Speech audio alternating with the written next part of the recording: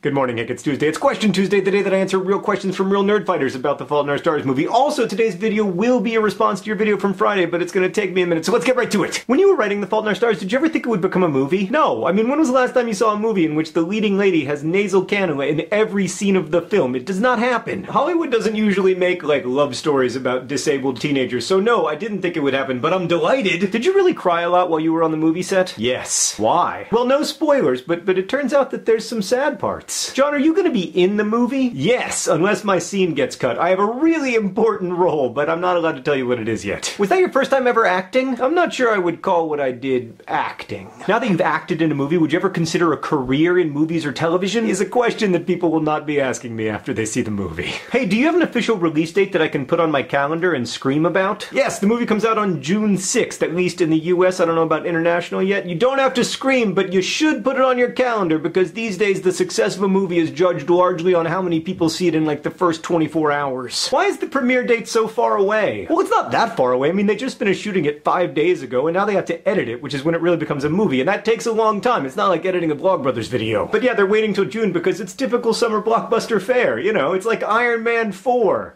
but without Robert Downey Jr. or Iron Man. How does it feel to be a big-time movie producer making the big bucks? Well, for the record, I am not a movie producer, big-time or otherwise. The Fault in Our Stars movie is not my movie. Like, I'm not a director or a producer or a casting director or a music supervisor, and God knows I am not an actor. Will Troye Sivan's song about Tiffios be on the soundtrack? Yeah, that's another example of a decision I will not be making, although I do love that song. Is the movie the exact same as the book? No, the movie is made out of, like, pictures and sound, whereas the book is made entirely of scratches on a page. So I don't think they can be the same, and I also don't think they should be, because in a movie you're trying to tell a visual story instead of a textual story. That said, I think the movie script was a very faithful adaptation, one of the most faithful I've ever read. Then again, when I had the opportunity to adapt my own novel, Paper Towns, into a screenplay, I had the main character pursue an entirely different girl than he does in the book, so I might not be the best mayor of faithful adaptation town. Should I read the book before seeing the movie, or the other way around? Oh, you should definitely read it first, said the totally unbiased observer. Be honest, how were the kissing scenes? A+++,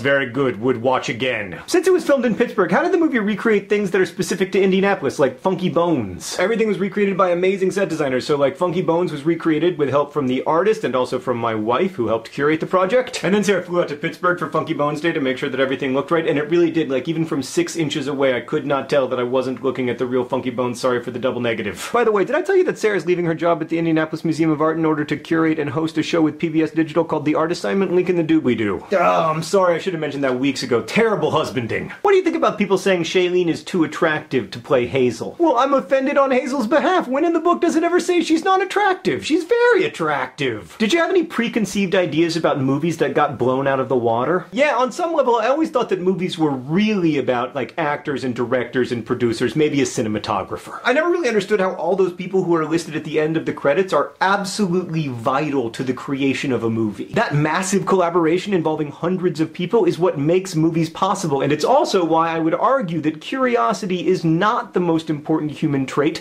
The urge to collaborate is. Heck, I would argue that lots of animals are really curious, but only we have the ability to cooperate to make, like, online communities and space telescopes and imaginariums and movies. So the great thrill of this whole experience for me was seeing humanity do what I think it's best at, which ultimately is not competing, but cooperating. Although, of course, we do compete a lot. So yeah, Hank, I disagree with you. I think it's cooperation, not curiosity. I might be wrong. You're usually right. You're probably right. But I think what I think.